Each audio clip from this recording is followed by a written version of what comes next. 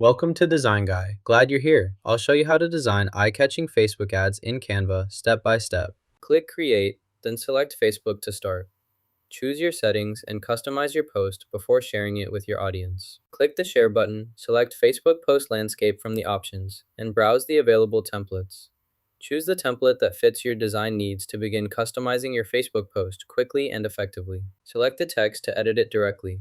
Use the toolbar to change the font, size, or color. To modify the background, click the background area, then choose a new color or image. These options help customize your design quickly and easily. Add more elements as needed, then save your template by clicking the Save button. This preserves your design for future use, ensuring easy access and consistent formatting in your projects. Select Print from the menu, then click Download to save your document to your device. You've learned how to design eye-catching Facebook ad posts in Canva. Hit like if you found this useful and subscribe for more creative tips.